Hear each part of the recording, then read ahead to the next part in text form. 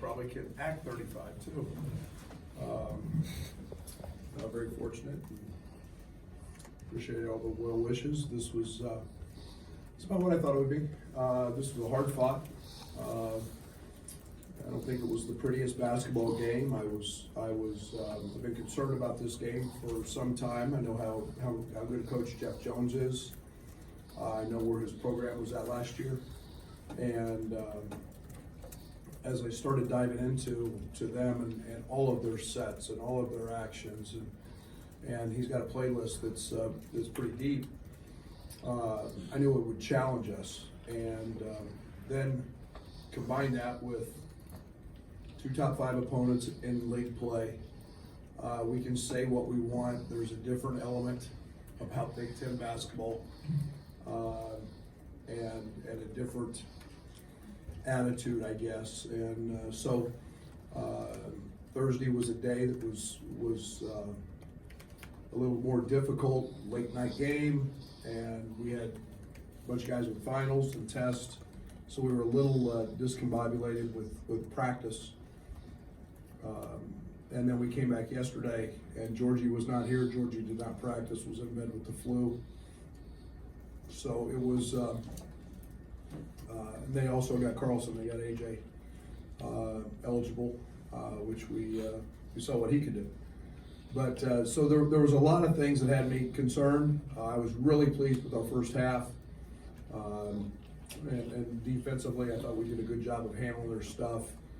Green is a guy that concerned me because of 6'5", 6'6". You know, he's got a great mid-range game. He made a couple really hard ones, but I thought DeMonte did a tremendous job on him. And you know, then we were fortunate enough in early in the game in transition to get going. Never gotten a great rhythm on the offensive end tonight, but again, a lot of that's contributed to them. Brad, you said on the radio that Iowa was off the charts. What did you like about the tone he set with your team? Picked his spots great to go in transition. First play of the game. You know, we figured scouting report, you know, that they would go under him. They did. He stops behind it, makes a 3.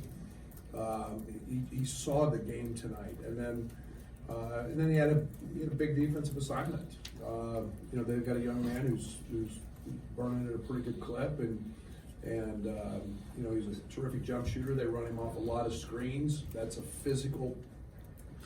You got to be physical defensively when you do that. You're going to get bumped and hit. And I thought he did an outstanding job doing that. These last 3 games or so, it seems like Kipper's just brought a different sort of spark off the bench, especially on the defensive end. Just what do you feel like that spark's just been for the team, and what do you feel like that can mean going forward? Yeah, it's invaluable. I mean, and Kipper had his best practice yesterday that he's had maybe since I've been here, and we knew we were going to have to lean on him for more minutes, and we got that from him. You know, I was a little disappointed with his rebounding because I really challenged him before the game to go do that. We need him to rebound. But he's playing with a lot of confidence on the offensive end, which we sure didn't see last year. So he's been very good, and we got to have him continue to grow. Gordon is right. All the steal, I think you were 26-2 on fast break points, tons of hands in the passing lane. Was that something you saw in the scouting report? It just seemed like there were a lot of loose balls ending up with easy buckets on the other end. Well, I think it's one of the things that we try to do. We're not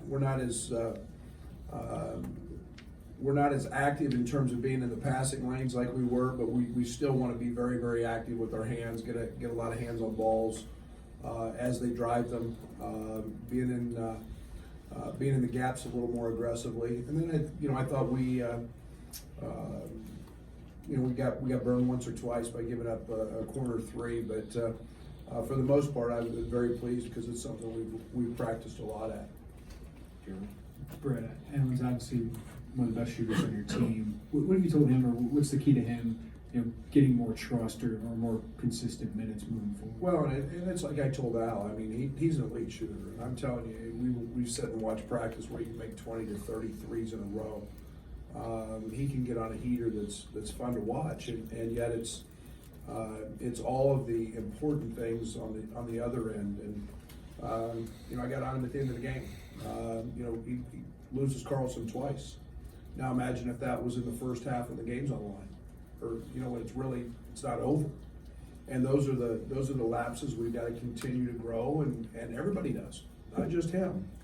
But I've been really pleased with Alan. He's a guy. He's a valuable piece to this team, and tonight he was very good. Other than those couple plays. Brad, we've seen Kipper's role kind of evolve and change over the last 3 years. What have you seen in the evolution of a player to understand where he needs to be and where he fits into what you want to do? Well, defensively, he was tremendous tonight. I mean, again, when you're a fifth-year senior, you have an understanding and the experience that goes with being a college basketball player. There's nothing he hasn't seen, and so he's quicker to pick up scouting reports. He's quicker to understand the coverages that teams throw at him at the other end. So, his evolution has probably changed as much as anybody. He's a young guy that scored 30 as a sophomore in a game, and yet now he's a guy that we feel very, very comfortable with on the defensive end, and a guy who can make a three, and he's starting to get that confidence back, and he'll be a valuable piece for us as we move forward. I see. Brad, it feels like for the last 3 games, this defense has been really locked in and laser focused. How do you sustain that long term? Come to a practice. I mean, practice. I mean, you have to practice that. We have the saying, everyday guys. I mean, it's one of the things it's why I try to coach. As long as there's time on the clock, I'm going to coach. Because it's for the next game, it's for the next moment, and I do that in practice, and so it becomes a habit. And Kipper is, like I said, had his best practice yesterday. I mean, he was talking, he was diving on the floor, he was taking charges, he was never blew a coverage, and to me, it's not about how many points you score; it's about how many mistakes can you stop making? And my challenge like this next week is for our team. I told them after the game, let's make a new mistake. Let's solve the old one and let's make a new one. And until we can eliminate all of those things. And we got Kipper in a really comfortable place now because of his experience and understanding what we're doing. Brad, you mentioned Georgie was under the weather, but 6-6-4 and a plus 21 in 22 minutes. It just seemed like he was still active, even with or without the basketball. Yeah, that's one, adrenaline's a wonderful thing when you're sick, but he's such a valuable piece. And I challenged our guys yesterday in practice. I said, all right, who's going to bring it now that Georgie's not here? And it's a tribute to Paul Schmidt and our docs, and they did a great job taking care of him and getting him out here. But he's that valuable, and we tried to run a play to him, open the second half, and we didn't have a field goal with him. But that's how he impacts a game way beyond points. Kind of going off of that, Georgia makes a lot of post-entry passes that not really anyone else on the team makes. Just why do you think that is with Georgie, where he's just able to make those different types of passes? Well, he grew up as a guard. Well, he played in Europe. He played solely out on the perimeter, and so his vision, his understanding. I mean, he's played with on the perimeter most of his life until he came to the States, and especially last year where he became a 5-man. So he sees the game very well. He understands it. He's got I said it, the one thing that when I recruited him that drew me to him more than anything was his passing.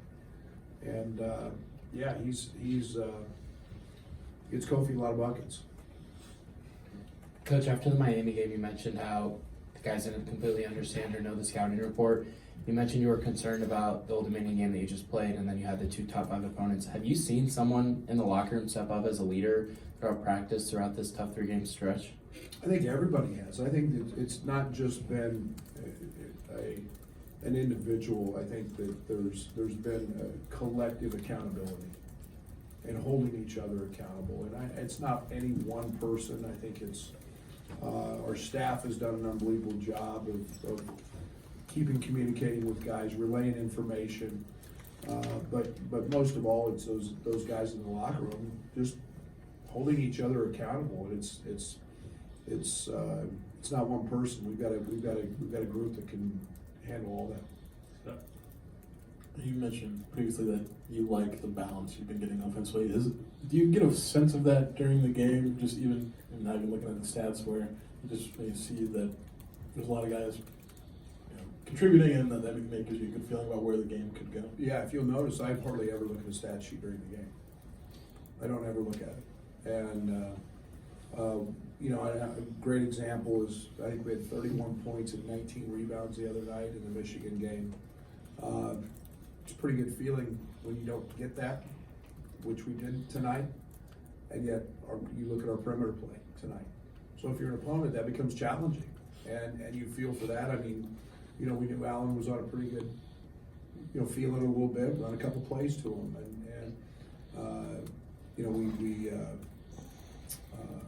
we had Georgie a look to start the second half to try to get him going, and then you run an action to get Kofi a look, and all of a sudden, you come back to something else with your perimeter guys. That's a nice luxury to have that, and so I feel comfortable with that. Coach, I don't know if you saw it, but Rutgers beat the tar out of Seton Hall today. What's your pulse on the league right now in the Big Ten? Is this the best that you've kind of seen it during your tenure here?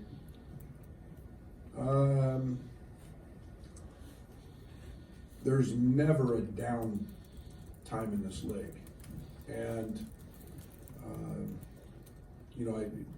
the only reason I know anything about Seton Hall is one of Georgie's closest friends I know is out for 2 months, and I know how valuable a piece he is to them.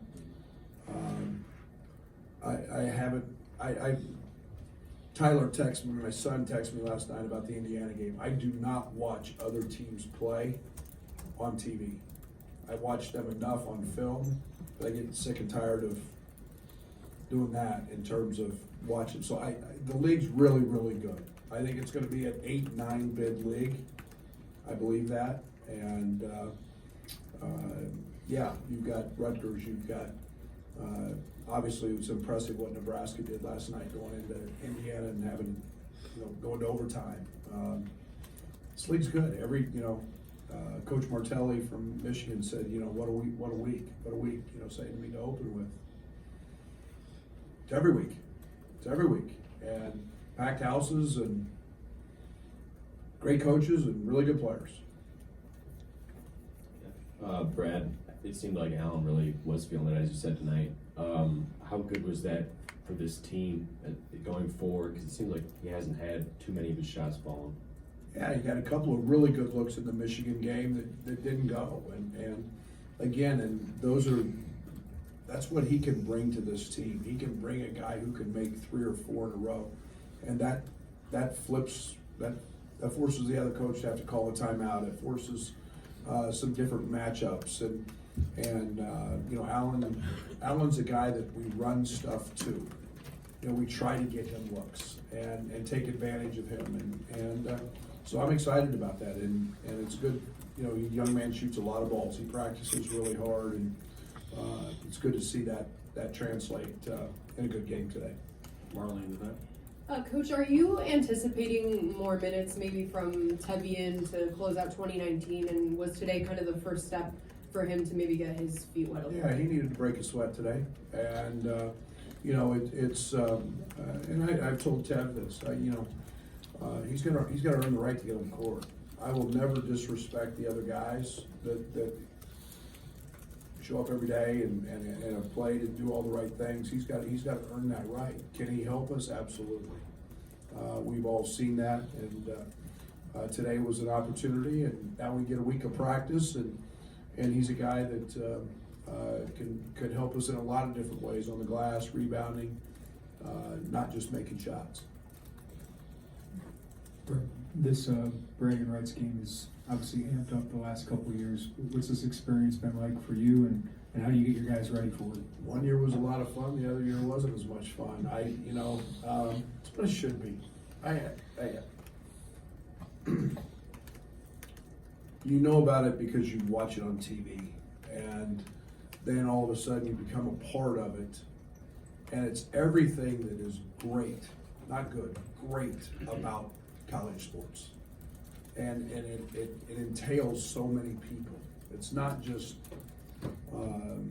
the communities or the university communities, it's the state. And you know, it's set in stone. It's always right before Christmas and after finals, and you know that makes it adds just a little bit more excitement.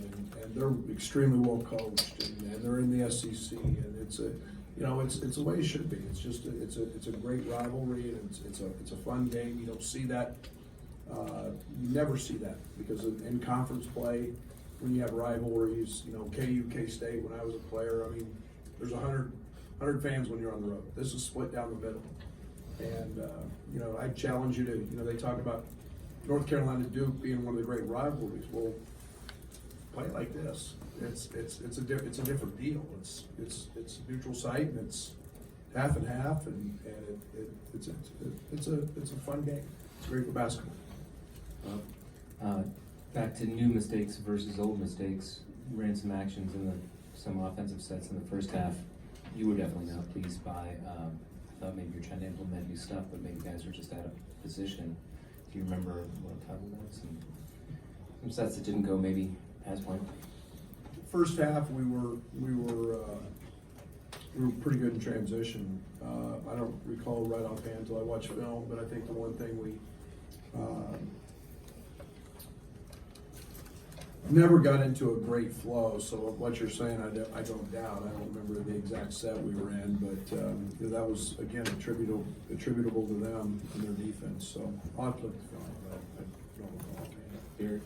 One more on Kipper. Has there been a change in his mentality or his approach? Obviously, he struggled with confidence last year, but is there comfort in his role or just knowing this is his last year here, anything like that in your interactions with him? Yeah, you know, I think he's all about winning. I think he's all about winning, and I think that it's what he can do to help this team, help this university. He's going to earn his degree. He's everything that has been good about student athletes, and